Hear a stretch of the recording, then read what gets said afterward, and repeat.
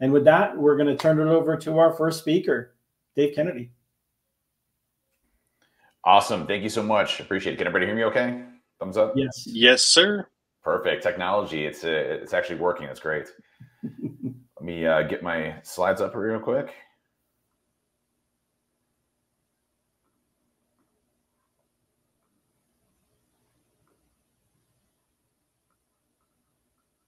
Two seconds.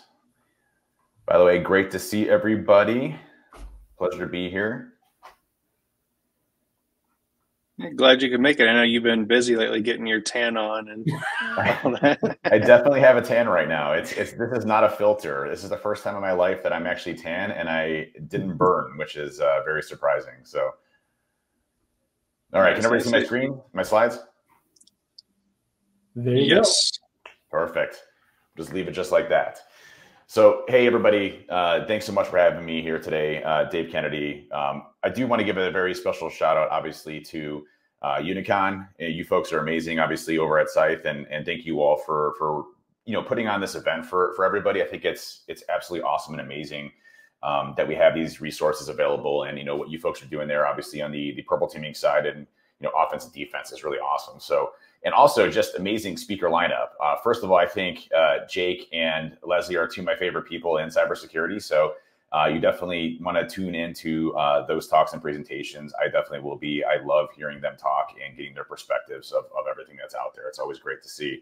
But I did just get back from vacation. So I was in Roatan, Honduras. And I just wanted to share a quick story while I was out there, because I often forget how people perceive the cybersecurity industry, which is often really interesting. So I was out snorkeling with my kids out on this boat, and we had like a little private, or not a private boat, but like a shared boat with a bunch of other families. And I just started chatting up with one of the guys. I was actually in the water with the guy, and I was like, "Oh, hey, where you're from?" And he's like, "Oh, I'm from Atlanta." I'm like, "Oh, cool, that's neat." Talking about direct flights and everything. And I asked him, what his job was, and he's like, "Oh, I'm in sustainability." And I was like, "Oh, that's really important. I mean, obviously, I want to continue to dive here and look at the coral reefs and everything else. It's really important, obviously, to protect, the earth." And he's like, "Oh, yeah." He's like, "Yeah, it's just a job. It's great. Trying to save these oceans and everything else." And he's like, "Well, what do you do?" And I'm like, "Oh, I'm in cybersecurity." He's like, "Oh my God, yours is like the most important thing ever." I was like, "Oh, yeah, I guess that's right." And I don't think about it that way as cybersecurity being one of the most important industries out there. But when you really think about, our industry and what's changed over the past 26 years that I've been in this industry, is that the importance of cybersecurity is only drastically increasing at an exponential rate that it ever has before that I've ever seen. Because we're embedded into literally everything, whether it's, you heard Trey and Mark talking about, critical infrastructure and, the healthcare industry specifically. I mean, we're embedded in everything that is out there, whether it's, cryptocurrency, whether it's transactions, whether it's financial, whether it's energy, whether it's, whatever, school teachings and knowledge. Cybersecurity is impacting literally every single one of those industries. And it's never been more important for us to recognize the importance of that. And, it's funny because I often reflect back, let's just say 15 years, and think about, where we were at. And I remember, we always had these discussions with, well, security never has a table at the board. Security, is always reporting through IT. Security doesn't have, big boy pants on when it comes to the impact it has to businesses. And that's catastrophically changed all across the board in a positive way, to where we're all here today, really trying to make the world a safer place, which has always been, my mission statement. So it's been really cool to see the evolution of security, and, obviously awesome to see, the pleasure to be here today speaking at UniCon. Just a little bit about myself. My name's Dave Kennedy. As I mentioned, I've been in the security industry, I think, for 26 years, which means I'm getting old as hell. It's crazy to think about, how long I've been in this industry, and some of the crazy days back at DEF CON and early days of Backtrack and everything else. I was, on the Backtrack development team, which eventually obviously became Kali Linux. I was on the ExploitDB team when we did the conversion over from Millworm or Stroke. I have been, I'm the author of the Social Engineer Toolkit, Magic Unicorn, you name it. My passion's always been, on the offensive side of the house. But a really quick, history and story on TrustedSec and binary defense. I'm the founder and owners of TrustedSec and Binary Defense. I think we have about 450 employees worldwide, which is absolutely insane to think. Never would have thought that would have ever happened. And just for reference, I didn't go to school for business. I didn't understand business. I kind of just winged it, and things just happened. So, if you're ever looking at starting your own business, you don't need to be a business major or expert. Just wing it and you'll figure it out as you go along. I still have no idea what the hell I'm doing, and it's still working. So, to those that want to start their own businesses, just go for it and do it and YOLO it, and good things will happen. All right. Surround yourself with some good people. Again, still have no idea what the hell I'm doing especially with 450 employees. It's like crazy. But, I was literally sitting, I was a chief security officer for Diebold, and I was sitting in the basement one day and at my house, and I was like, I think I want to start my own company. And I was one of the youngest vice presidents in Diebold history. I had a team of about 55 folks worldwide.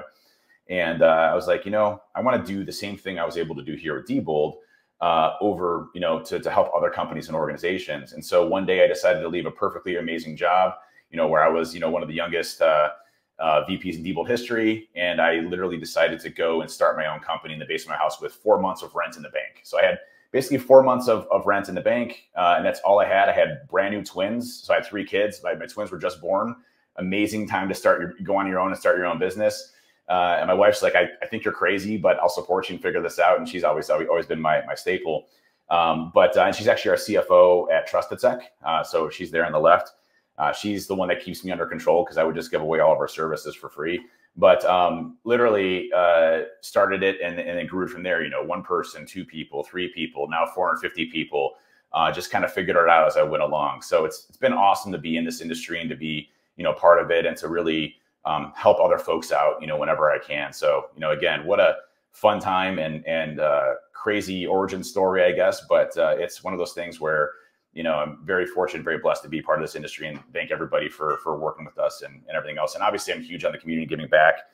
Just a quick update on that. Just this year we released, I graduated from a place called Bedford High School, which is one of probably the worst schools in Cleveland, inner city schools, poverty stricken, net median income under 30,000. And these kids have no access to technology and everything else. And I helped build their technology program there, their esports gaming facilities, which created 19 new scholarship opportunities. But just this year, we launched their cybersecurity programs, offering college level cybersecurity courses 9 through 12. And what we can, and the kids, oftentimes can't afford college. So the whole purpose of this program that I built over at Bedford High School was to give the kids the ability to come over to TrustedSec, being a paid intern, eventually to hire them full time, without having to go to school and college. So our goal is the first year to have around 20 new interns coming from Bedford High School, these inner city areas, and to be able to then add more onto that and place them into great, paid positions and things like that without ever having to go to college. So, always trying to give back to the community, and something that's really cool that I'm proud of that we were able to launch this year. It was amazing having like 150 kids at TrustedSec headquarters and just seeing their faces light up saying, I really can do this. I can, I got an opportunity here to go do something different. So pretty cool. So kicking things off, I'm going to quote one of my good late friends, Kevin Mitnick. Kevin was one of my best friends in this industry, and Kevin had this quote that I always recognize, because Kevin, when he first started, it's kind of the Frank Abigail or Catch Me If You Can type of story with him, where he just loved hacking. Like, if you knew Kevin, he just loved hacking. He didn't care about profit. He didn't care about money. All he cared about was hacking. So if he had an engagement that lasted 2 weeks, I'd work with him all the time. He would spend 6 months if he had to on that engagement, because he had to break into every facet that he needed to. He didn't care about a 2-week engagement. All he wanted to do was just break into everything he possibly could. And, Kevin, back in the day, and especially the early times around cybersecurity, hacking was an exploration of fun and understanding of things that hadn't been done before or couldn't be done before. And that's one theme I want people to take away from this talk today, is that because there's been a lot of research in this industry, because there's been a lot of things done, doesn't mean there can't be a lot of new things that get done as well. New innovations into different areas, new things to be able to research on your own, to have a huge impact on this industry, to explore things that haven't been done before. I think we lose a lot of focus thinking that, hey, we have all these products and tools and things and researchers that have already released all these things. There isn't anything else to find. And that's not the case. We really need to make sure we focus on, innovation and research and pushing this industry forward, especially as we start looking at new technologies. I mean, obviously everybody's talking about AI and ML and, cryptocurrency and everything else. As we get more and more progressive with technology, is more opportunity, obviously, for attack surface, for ability for bad attackers to go after things. We need to be on the cutting edge of all that and making sure we try, protect society as well as, the rest of the world with the new technologies that are coming out. But Kevin's big thing, back then was, hackers are breaking the systems for profits today. Before it was intellectual curiosity and pursuit of knowledge, and now hacking is the big business, right? And we see this from, everything from, ransomware groups all the way to, espionage and intellectual property theft, APT groups around, nation states. Again, we all know this and we're all talking about this on a regular basis, but the market today around the monetization around hacking only continues to grow. And until some really drastic changes happen, either legislatively or just economic shifts around that, things are going to continue to grow exponentially. What I thought was really interesting around statistics around business email compromises, we saw over a 600%, it's like 623% increase in business email compromises when generative AI came out. Now, why would generative AI create such a large boom in business email compromises? Well, BECs are probably one of the lowest bars or forms of hacking. Yes, you have some sophisticated groups there that are very good at what they do, but in most cases, the bar of entry was translation or a native English speaker to do those types of fishes. Well, with generative AI, you have a native speaker now that understands English extremely well and then translation really well. Now you have the ability to take out that bar of entry to be able to do what you need to do. So, it's interesting to see how we continue to evolve and how the monetization around security continues to grow. Now, why I'm speaking today is a culmination of, again, 26 years of being in this industry and seeing the same things repeat themselves. And, it's really difficult for me to give a presentation anymore. And the reason is because I've said the same things for the past 26 years and it hasn't changed. And, regardless of the technology, the platforms, the innovations in technology, the things that we struggle with are the things that we struggled with 10 years ago, 15 years ago, 20 years ago. The difference today is we have all the tools necessary for us to be successful when we didn't have that before. Now, everybody talks about doing the basics. Now, the basics doesn't mean it's easy. The basics are actually the hard things that sucks, the grunt work, the retooling of the business, building business processes and governance, and having this massive 3 or 4 or 5 or 10-year roadmap that you're trying to implement in a business that doesn't want to change, or they may want to change, but changing human behavior takes a long time. And those take a long period of time. So how do we, as an industry, say, well, we know we need to do the basics. We know we need to do these fundamental things as you go along, but how do we short step some of these to get us better results while we're building the stuff? And Micah just made a comment. Micah Brown, good to see you, Micah. The larger an org, the harder it is to scale, and that's 100% true. It's interesting. Some of the hardest companies for me to break into have the lowest attack surface or the smallest attack surface, right? Minimization of ports and protocols, minimization of user accounts, minimization of attack surface makes it much harder for me to get access to them. And you look as you start to scale, this becomes a much more challenging problem because your attack surface thus increases. So when you look at the problem that we face today, we move so slow. And we have to because our businesses move slow. Now, I always say we can solve security today, like literally today. I have the solution. It's as good as buying a brand new flashy box that has blinky lights and has AI and ML in it that can predict hackers coming from the future. But literally what you can do today is if you were really tight with HR and you said, hey, listen, every time we hire a new employee for any role, let's just say it's IT, or let's just say it's sales, or it's whatever, it's a developer, any position at all, the requirement now is we have to hire one security person. So we'd have a 1-to-1 ratio of every single employee. We can literally solve security today, right? So if you have 100 employees, we would need another 100 additional security employees to be able to protect the company, right? So obviously joke, but what we look at though, in most organizations, we don't have the timing, the funding, the people to go and do things because we're always implementing these long-term strategies that require the basics, which take a lot of time and change. And it takes so much time to be able to build these out that while we're doing it, we're extremely open and vulnerable. So then we buy patch solutions to try to fix and minimize these gaps that we have while our program's actually broken. And it's the same battle for the past 25 years that we've bought. It's the buy something to fix a specific tactical problem because we don't have this program implemented yet. Or our program's still expanding. You know, we're doing M&As. We're growing so large that we're bringing in new exposures, new vulnerabilities. And once we do an M&A, it's going to take another 2 years for us to be able to fix their security program and integrate it to our already mature security program. Or, hey, we're looking at a brand new cloud platform, or we're moving to Entra, you know, we're moving to GCP or Amazon or AWS. All these things create complexities in our environments, and complexity is what causes us to have these slowdowns in our organization. So how do we fix that? And that's what today is about. And by the way, if you have any questions, feel free to knock them in the chat. I'm also monitoring the chat as we go along. So happy to answer any questions that you have, or if you have any points here. But one thing that we haven't seen, even though, and this is the funniest thing, I always watch, I'm on the news all the time, right? I'm on CNN, Fox, MSNBC, CNBC, BBC. I go on every single news organization because I believe that I can at least give some information to folks regardless of viewpoints or whatever. So if you hate one news organization, that's fine. I'm on every single news organization that's out there. I don't actually watch the news, so I have no idea any of this stuff. I haven't watched the news in like 4 years. I literally have no idea what's going on in the world, but I at least know what's going on in cybersecurity. What I do it's all know, doom though, and gloom. What's that? So it's all doom and gloom. Yeah. So it's all doom and gloom. That's right. And this is what we see in cybersecurity. Am I lagging a little bit? I think I lagged a little bit. 1 second. Am I lagging? You're coming through. No, you're coming through clear for us, sir. Okay, cool.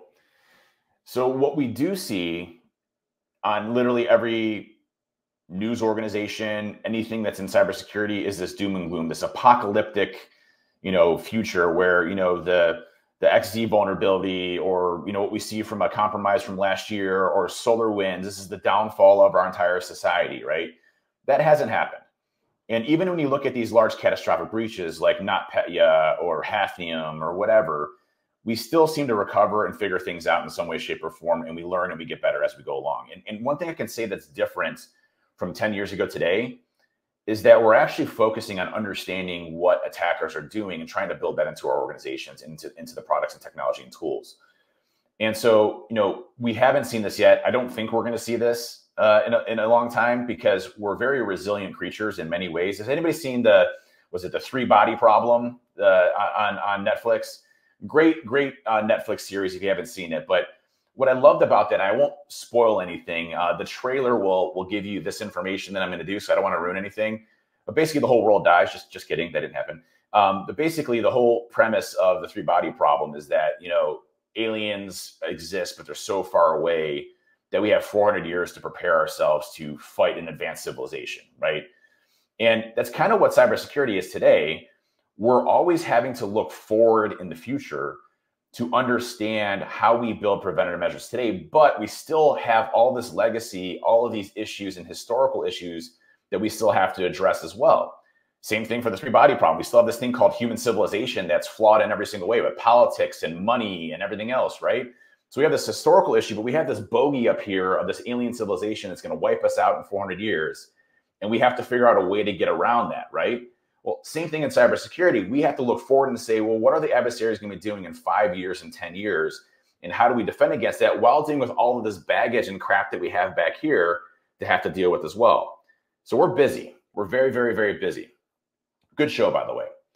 Now, let's take a little bit of history lesson back and where we started, because I think it's important to understand that it wasn't always this way for us. Now, I loved offense in the 90s and 2000s. That was, like, to me, that was probably the golden era of penetration testing, because it was so damn easy. Like, it was the easiest thing you could ever possibly imagine. I remember getting DA, like, there was a tool that I wrote called Fast Track a number of years ago, and I had this automation component for scanning for SQL servers. It would use UDP 1434 to enumerate the base port address for MS SQL servers. And then it would brute force the SA account. Then from there, it would automatically re-enable the XP command shell stored procedure. Then from there, drop a shell into the box and you compromise it. And I remember logging in one time, and I forgot I'd built some automation. And the buddy I was working with was like, listen, dude, can you just let me hack for a little bit? Because you always break in so fast. I never have any fun. And I was like, no problem. I'll just code Fast Track for a little bit while you go and do this.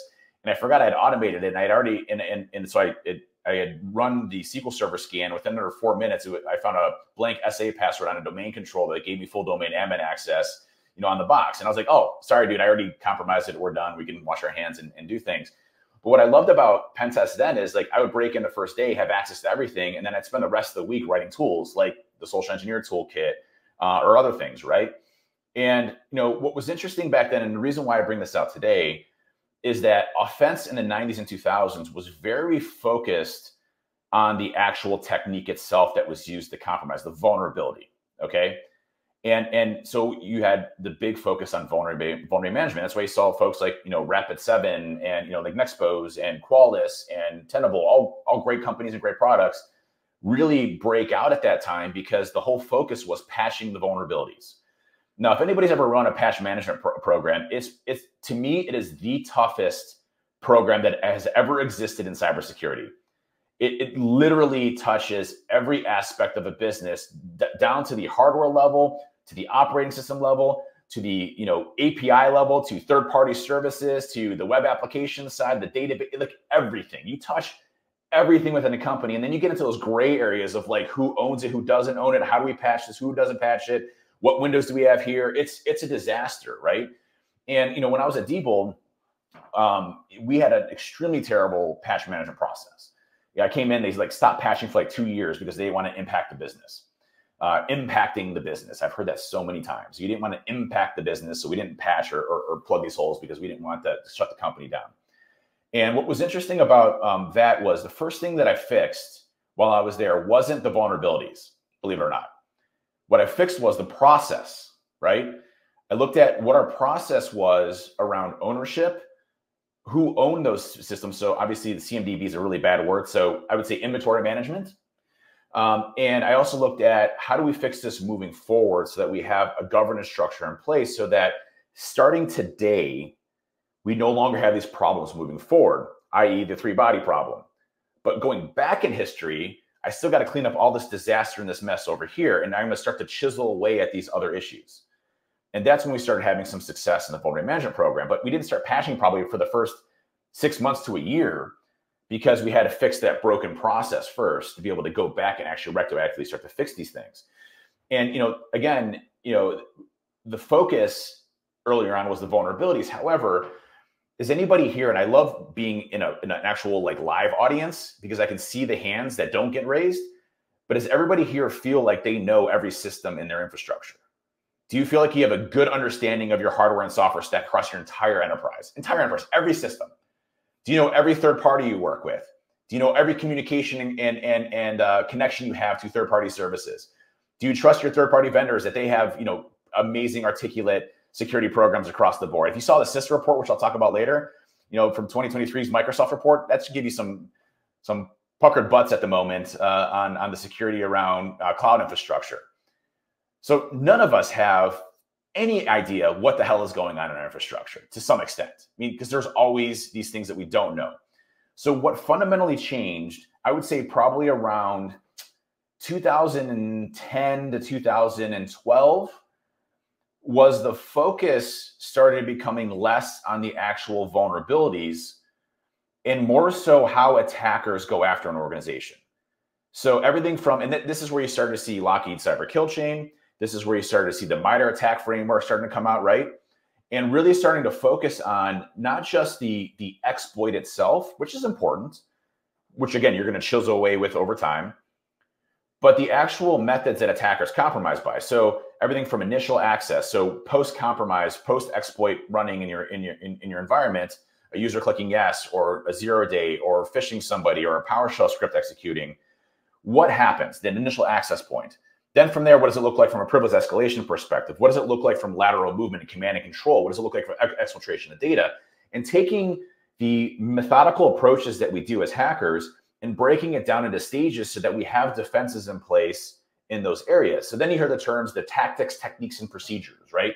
The tactics that the attackers operate by, the techniques themselves that the attackers use post-exploitation, and then the procedures that they operate by to actually pull those types of things off. And when that focus shifted, offense became very difficult. it became very difficult. Now, if you're a penetration tester, a red teamer, do not get me wrong. There's still some really, really, really crummy programs out there. But as a whole, if you're just using base level EDR products or base level security products, it's still relatively difficult to break into an organization. Don't get me wrong. You know, if you're decent, you can circumvent that. But the whole dichotomy around how we attack changed because we look at it differently. Now, where we fell was the focus then started going specifically only on the techniques. And those techniques became checklists. And those checklists became boxes to prove our security programs, which then got templatized and commoditized and commercialized to where all we're doing now is checking a box saying this attack equates to this specific TTP.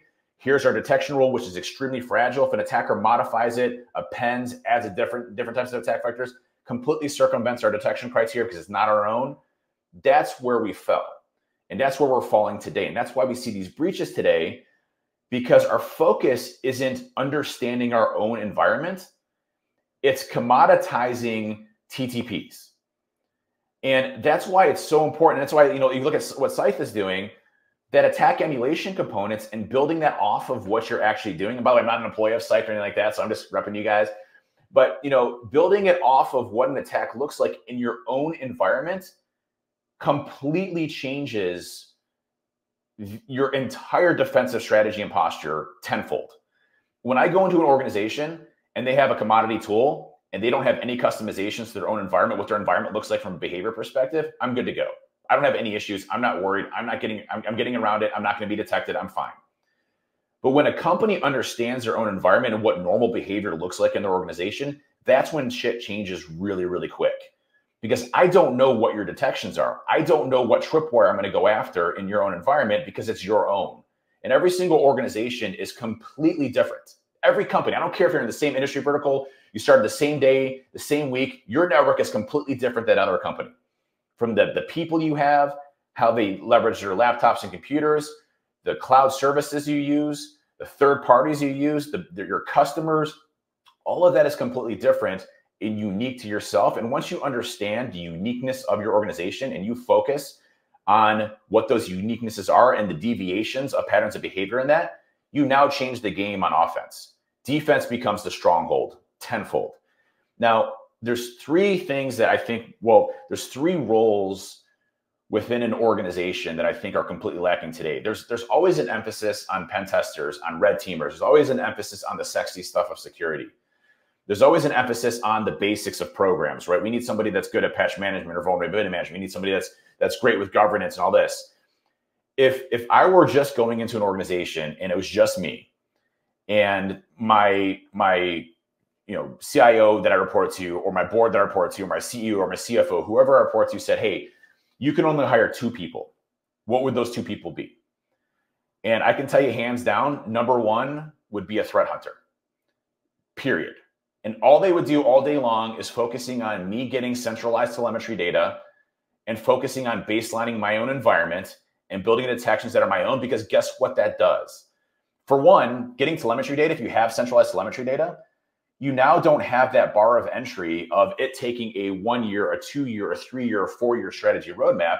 Making new detections is cost-free. You don't have to change a system profile to do protection. You don't have to implement multi-factor authentication and change user behaviors. So you take this 3 year strategy that you have to implement, but you're stopgapping that with the ability to customize detections on your own that offsets your deficiencies in your security program that are unique to yourself, that allows you to then at least keep up and stop those breaches and at least shut it down in the early stages. Then, 2 months or 3 months or 4 months in the world, like they would solely be focused on telemetry and detection engineering and getting those detections out. That would be it. I wouldn't have them sit in any meetings. I wouldn't have them running fires. They won't be part of IR. Like I would literally just have them focusing on understanding our data in our environment and what the differences look like. A good example over at Binary Defense, we're an MDR company rated top in Forrester for our threat intelligence and everything else. It's not a plug. I'm trying to explain why. I'm going to get to this in a second. What's important about how we look at things is that baseline and deviation, right? And so one of the customers that we had recently, we baseline their environments and they have Microsoft's remote assistants for what they use for like troubleshooting IT and stuff like that. So they remote into machines and they do those. That's their baseline, right? They use a specific tool for remoting into their systems. Well, we look for things that are deviations of those systems. Just the other day, we had an installation of TeamViewer, which is a enterprise grade software, code signed, legitimate in usually every way, but it's a deviation of their corporate infrastructure. Well, why is that? Why did they go off chart for using a commercial software when they already have a full enterprise suite here? So we started doing some investigations and found out that the user had gotten a phone call and was social engineered to download TeamViewer, and the attackers had access to their system. It was a ransomware group, and they're working on post-exploitation scenarios at that point. But it triggered 0 alarms other than installing remote assistance software, right? But that's understanding their environment. We know that they only use this specific type of software, and now we know that there's a deviation here. Why did that deviation happen? Now we just blew the door off and shut that entire attack down. Now we can do better education awareness. Now we can build better granular detection rules around that. Now we can focus on more proactive steps, right? But if you didn't look for legitimate software that was being installed, it wouldn't trigger an alarm on any EDR product. It's understanding your own environment that becomes really, really important, and what changes the game for this. And I can't emphasize enough, security isn't a check mark or checklist of TTPs and installing products in your own environment. Installing new products, I always love going into a company and they have like the most amazing Cisco gurus that I've ever met in my life. They're like the most brilliant network engineers. They're like these crazy wizards that do magic network Ethernet stuff. And they're just like incredible. I'm like, holy crap, I didn't know you can do that. Like you can really do that with this. He's like, yeah, just do this. I'm like, they're living in a whole different span of existence. Like they're in like the 7th dimension of crazy network hell. And what's interesting is you'll get somebody come in and say, well, Cisco's cool, but it's not really that next gen. So we're going to swap out all of our Ciscos and go Palo Alto. And, we're going to take all of this 20 years of experience of Cisco folks, and we're going to wipe that out because we want to go next gen because it's cooler. And I'm not saying Palo Alto is a great product, by the way. A huge fan of Palo Alto's, but in that specific situation, does it make sense to swap out an entire technology stack, rehaul your entire infrastructure network for probably a 2 to 3 year project, consume all your resources on that when you can be doing an ass ton of things elsewhere? And it's a prioritization effect that goes into all of those different areas that becomes our problem. We're always reiterating over and over and over on things that don't need to be done, or purchasing products that we already have coverage in. Just because it's next gen or does this or does that, when you already have the visibility there, you already have the protection features there, maybe it has a better UI, okay, but is that really worth ripping and gunning everything out in there? And then on top of it, with the product installations, now you're going through, let's just say, the MITRE ATT&CK framework. And I'm a huge fan of the folks at MITRE. I'm a huge fan of the MITRE ATT&CK framework. Having tactics, techniques, and procedures laid out in methodical ways is great. But again, it's been bastardized to be a checklist. So now you run through these examples of a lol bin or a PowerShell script, but if an attacker modifies that in some way, it completely circumvents and gets around that entire detection criteria because you're not making it your own. So let's just give an example. Let's just say, I'll just use RegSVR32 as an example. So RegSVR32 lol bin, living off the LAN binary script. It's in System 32. It's one of the most abused living off the LAN. Shout out to Casey Smith, sub-T, who discovered it in the first place. But what was so cool about RegSVR32 is it had download and execute functionality, right? So you can download a scripted object, and then you can call the scripted object DLL to have it parse it and get remote code execution onto the system, masking, a specific text. You're not leveraging PowerShell, which is often, heavily monitored and everything else.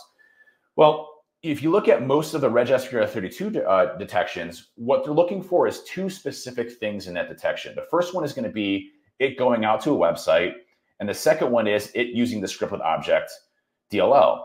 Now, what's interesting, if you baseline an organization, RegSVR32 ever running under the context of any user account is extremely, extremely rare, okay? So let's take this from the perspective of the detection versus what's reality. So if I'm looking for those 2 patterns, we have a couple good blog posts. I think Odvar Mo did one recently. I did one as well on RegSVR32 and getting around Windows Defender and a number of other security products, how to circumvent their detection criteria, because again, they're very easy to manipulate.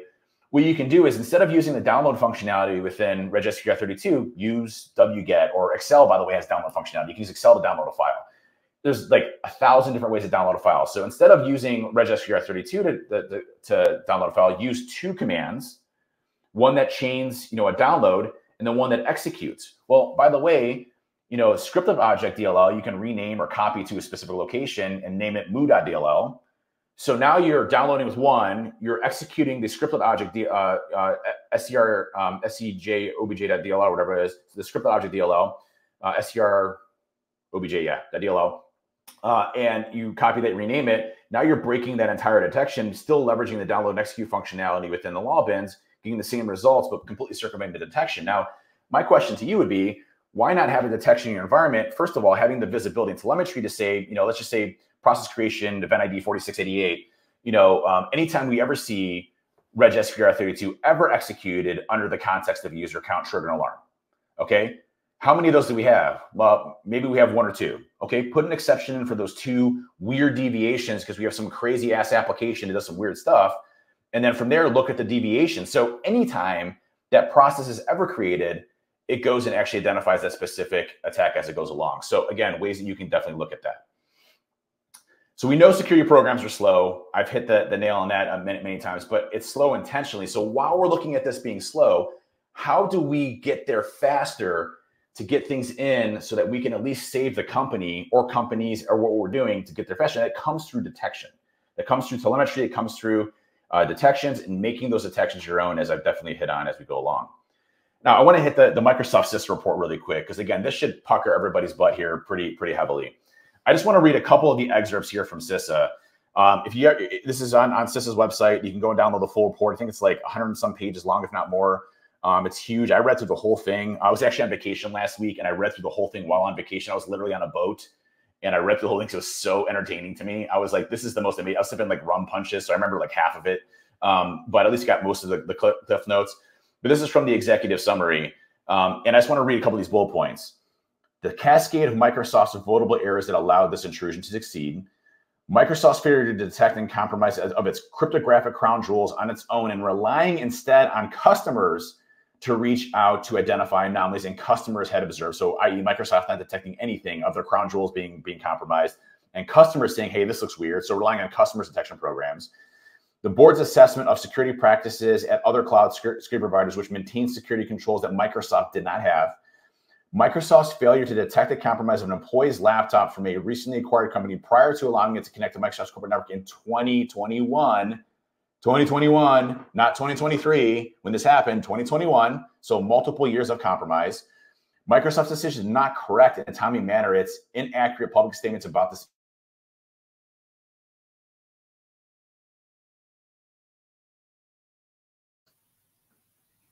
Looks like we lost Dave. Yeah, let's give him a second. He should pop back in here.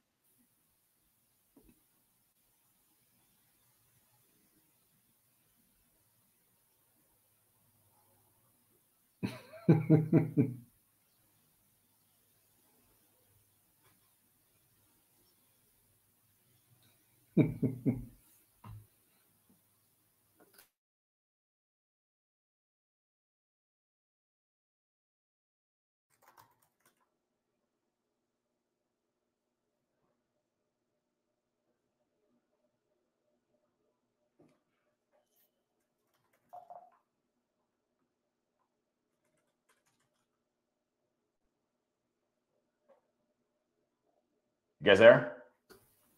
Yes. All right, Yes, I'm back. sir. Sorry about that. I'm currently traveling, and I literally hijacked a room here. So at least it's the last 7 minutes of it. I apologize for that. Literally, I start smack talking Microsoft, and of course, my internet dies. So that's peculiar. But again, just a scathing report from CISA on how bad the controls were. The biggest thing I want to emphasize on this is that Microsoft still to this day has no idea how the breach occurred. So that should terrify everybody in this room, because their entire infrastructure, cloud infrastructure, is based off of obviously trusting Microsoft's ability to protect all of those customers, and that is not happening. Now, there's amazing people working at Microsoft, the most brilliant folks I've ever met in my entire life. They're doing amazing things, but corporate structure-wise, they have to emphasize so much more on protecting their infrastructure over features and functionality, unfortunately, at this point in time, because they are far behind other cloud providers, in security. And that again, should worry a lot of folks here. And Bryson just said, this is what happens when you do an upgrade at E5.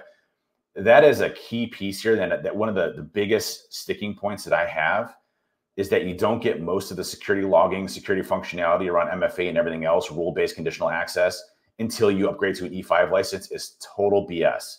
So you have to pay for additional security features because you literally aren't secure out of the box, but you need to pay additional money to be secure out of the box. Got it. Makes sense. So they have a lot of work to do when it comes to securing their infrastructure. And we really need to be pushing on Microsoft to get better at what they do, because they definitely dropped the ball in this case. Anyways, so I want to cover, I only got 5 minutes left. I want to cover two things really quick here before I go and do it. First, this breach is my favorite breach of all time. The Lapsus breach, where they hacked Uber, is such a case example of where an organization has probably a pretty good security program, but literally everything falls apart horribly in every regard. And it can happen to any of us. So this isn't a knock on Uber. It could literally happen to any of us. But what's funny about this is a bunch of 16-year-old kids out of the UK bought some credentials for, I think it was like $27 online for a compromised contractor that worked at Uber. And they log in via VPN concentrator, Cisco VPN concentrator, and it has two-factor authentication via push. Well, the contractor gets a push notification, sees allow or deny, hits deny. It worked, right? Two-factor authentication did great. They do it again, hits deny, did it again. 17 times they did it, never reported it. The 18th time, the contractor got pissed and hit allow, which gave the attackers access to their infrastructure. Then from there, swooped the network, found an open file share, had a PowerShell script in there that had the hard-coded passwords for a Thycotic password access management server, which was keys to the kingdom.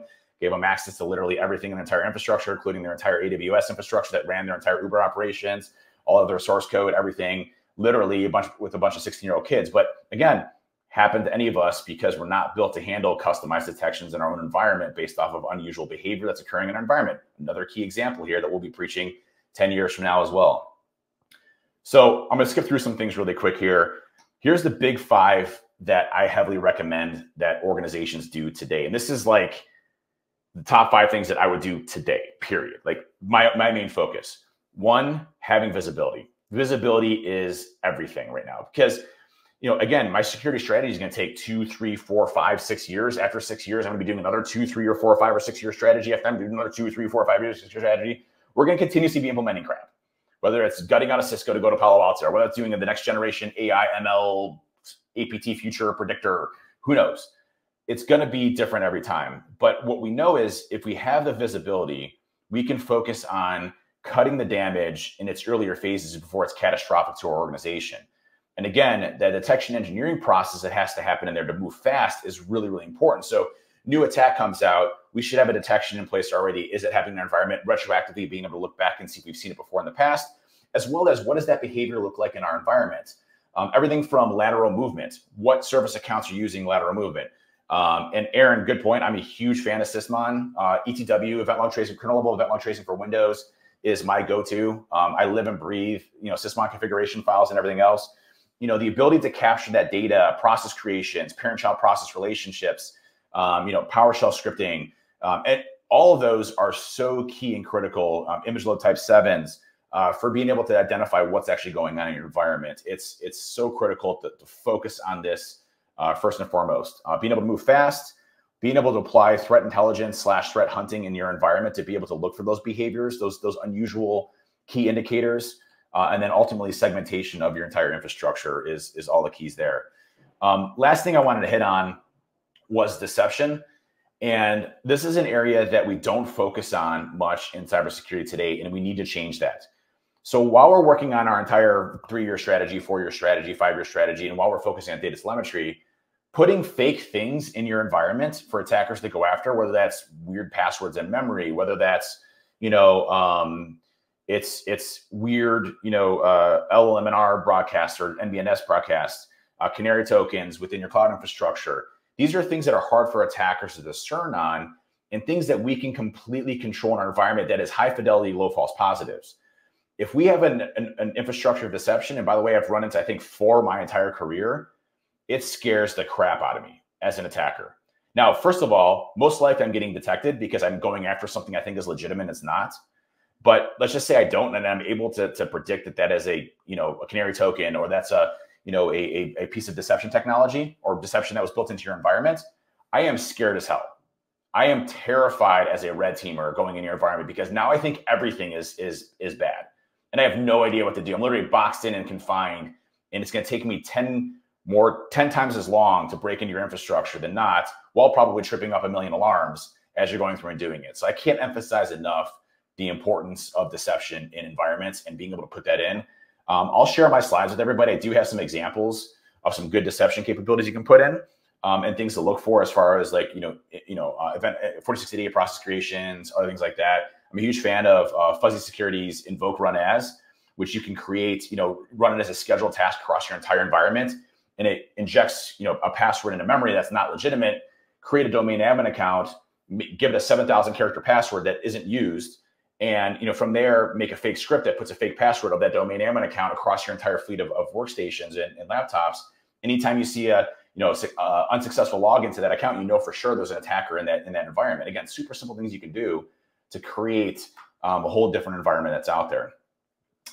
Last but not least, I want to thank UniCon for having me here today. Such an honor and pleasure. The folks over at SCYTHE and Bryson, thanks so much for having me today. I'm a huge fan of Doctor Who, and I always love this one quote. Matt Smith is my doctor. I know everybody's like, oh, it's David Tennant or it's someone else. And if you're an older generation, it's the 6th Doctor, it's the 4th Doctor. Matt Smith is mine. I always like the quirkiness of him and the comedy side. But he had this statement that resonated true to me, which is, at the end of the day, we're all stories in the end. Just make it a good story. Make it a good one, right? And, that's what we're doing here in cybersecurity. Tom Baker's definitely one of my favorites as well. He's probably my number 2. But the story of cybersecurity is just being started. It's just being written. Make the story of cybersecurity a good one. Make the world a safer place. Be innovative. Just because the industry says do things one way doesn't mean that works for you, nor should it be that you can't create a new path forward. And that's the innovation that we have to have in this industry. That's the thought patterns that the Cult of the Dead Cows and the Shmoo Group and Loft, they were creative in building this industry and building a new way to forward and being so innovative that they created this industry out of essentially error.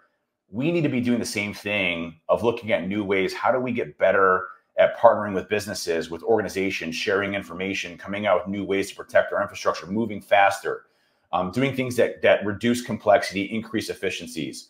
Those are the things that we can do, and we're all in charge of it now. We're literally the industry, right? Every person on this conference, at this con, is the direction forward of making this a good story. So thank you all so much for having me today. Happy to answer any questions that you have. But ultimately, at the end of the day, so such a pleasure to be here. Yeah, thank you for certainly joining us and sharing your thoughts. Dave, one question for me is, what would be, like you mentioned earlier, if you had hired 2 people, what would be the 2 or 3 main recommendations when it comes to teams that are just trying to baseline or assess where they should go next? It's a great question, Mark. Whenever I'm going into an organization, I need to understand where my program's at, at the very first point. So going in and doing more, and I'm going to use the term loosely, a risk assessment, to understand where my current state is at is extremely important. So, and then when I say risk assessment, it's not, hey, I'm going through documentation. It's validation, right? Where does my monitoring detection program look like? What tools do I have available? What does my telemetry look like? What does my vulnerability management program look like? What does my governance structure look like? What compliance and regulatory requirements do I actually have? What does my IT infrastructure look like? What's the relationship between IT and security look like? The first thing I did when I was at Diebold wasn't start to do a pen test. It was buying beer and pizza for the IT folks to win them over, because I knew I was going to be relying on them and counting them every single day for what I needed to do. And it's funny because a lot of the folks that I worked with at Diebold that were in IT work for me now at TrustedSec and Binary Defense. I was able to develop those relationships over time and became great friends with them. And they did some crazy shit that we probably shouldn't have been able to pull, but we did. And I remember my funniest story was when I was working at Diebold. We were one of the first to adopt ScanSafe before it got acquired by Cisco. And ScanSafe use what they call these beacon servers, where essentially you can eliminate 80 and 443 into a proxy chain over whatever port you specify to these ScanSafe servers do TLS decryption or SSL decryption via the certs, and then we can inspect the traffic and everything that they're doing. Well, egress filtering was a huge mission of mine to block egress ports outbound from our company globally. So I didn't want any port protocol unless it was explicitly allowed to be able to go outbound. So at the time, we were pretty much an open book. Well, we were an ITIL shop, and we had to go through the change advisory board, the change control board, all these boards. And I knew it was going to take like 3 years for me to get all this egress filtering put in. So I found this RFC that looked nothing like what I wanted to implement. And I went to one of my IT buddies. And I'm like, hey, dude, listen, can you tuck my changes in here to block all ports, except the one to scan safe out for the user population and all of our servers, by the way. Our servers shouldn't be able to contact the internet except for these specific lists, and do it corporate-wide, enterprise-wide across our entire globe. And the first guy I went to was like, nah, man, there's no way. I'm not doing that. He's like, I'm gonna be fired for that one. I'm like, I'll take the blame for it. He's like, nope, not doing it. So I went to the second guy who was more of a junior guy. I'm like, hey, dude, listen, I'll take this. I'll take the heat for it. Trust me, I got your back. I'll take the heat if anything breaks. And we implemented, complete egress filtering. There was not one port or protocol you could use that wasn't explicitly already allowed. From an exceptions perspective, you couldn't tunnel over 84/3. You couldn't get out 53, and we were able to shut down the entire thing. Now I did break our entire manufacturing process for about 4 hours for our ATMs, and that was an interesting conversation. But I had a great relationship with the VP that ran that business, and I explained why. And guess what? It was fine. So it's a matter of taking risk and being able to do it and having the people there, but understanding what your environment is. So a baseline risk assessment that looks at your entire program and where you're at, your current state. Then you can start to formulate, what do I need to do to protect my business? And that risk assessment should also incorporate, what are we trying to protect? What's important for the organization to protect? That are the biggest things to focus on to really start to minimize the impact and risk of the company. Hey, one other question for you. You mentioned strategies earlier on, and I hear a lot of people talking about their security strategy. In your opinion, what's realistic? Is it something that someone should map out, 0 to 18 months, 0 to 3 years? What have you seen effective, for people to actually be able to not only document, but to accomplish? More so their security strategy and program? Yeah. Yeah, you'd see these big governance things like Archer and things like that come out, right? And again, complexity is the problem. I think when you look at what you're trying to accomplish, being able to have people that are consistent in tracking the metrics on those, we use a way of tracking, and the name's escaping right now. I knew this was going to happen, but they're called OKRs. And OKRs, it's a common term. If you look up OKRs, yep. That's what we use to track progress across our enterprise, including our security programs. And these are essentially objectives and where things are at from like a red, green, and yellow perspective. Are they on time? What are the delays? What are those? And then you can dive down to the actual data. Having a reporting structure in place to track that and having the guidance to be able to do that, and then to be able to dive down into data as necessary, helps you be able, one, A, get funding, B, what the actual risks are, and two, are you on track from a prioritization perspective? Those OKRs can roll up to the board and roll up to what you're actually accomplishing in your cybersecurity strategy. One thing I also think about is like what MITRE did. So when I go to a board now, I don't present on vulnerabilities. I don't present on those like, hey, here's our vulnerability reductions. They don't care about that. What I talk to them about is our threat models. Who are the adversaries that want to compromise us? What are our risks? And where does our program align up with those risks to our adversaries? Because now we're talking actual tangible people that they can think about, and are concerned about, and where our program meshes up from a risk perspective to that, right? So the conversation drastically shifts to, hey, we remediated 10,000 vulnerabilities. They can give two craps about that to, hey, here's where our program's at, and here's the reds that we have from a risk perspective. I need more funding here or more people here or to update this timeline. Or if you're okay with the risk right now, cool, we'll keep chugging along. It's going to take 2 or 3 years, right? But that the reporting metrics around OKRs, or at least a reporting system that allows you to track what your teams are doing from a leadership perspective, and then from there being able to hold them accountable from a metrics, time frame, and estimizations, what they need from a resource standpoint, allocation, all those really important. And how you convey that message to your upper executives is important. And last question, someone had a last question here about deception. How do we get more adoption? Man, I've been trying to push deception for such a long time. I as a red teamer, as somebody that I spent my entire life on the offensive side, deception scares the shit out of me. And we should think about that in our enterprise as we're looking at that. How do we make it more difficult for attackers to break into our infrastructure, and deceptions that way? It's a low cost, high fidelity, low false positives. I think it's more just bringing awareness to what it actually has. Like, you literally can create things really easily. There's so many great talks, and I've given a few. I know John Strand is a huge advocate of that in deception, and the amazing folks over at Black Hills, huge fan of them and their teams there. I mean, there's so many use cases around deception that you can implement in your environment today. It's free of cost, zero cost, high fidelity, low false positives that I'm going to fall for pretty much every single time if I'm going after your environment. We just need to bring awareness to that. We just need to bring awareness to the importance of how we can shift the dichotomy around attackers to making it more defensive centric. Excellent. Well, that's been great. Awesome. Trey, anything else to add? I just want to say we appreciate you and your time, Dave, and Semper Fi as another fellow Marine in this field. Semper Fi, brother. Semper Fi. Yep. And for the crowd, where can they find you next? I know you're traveling right now.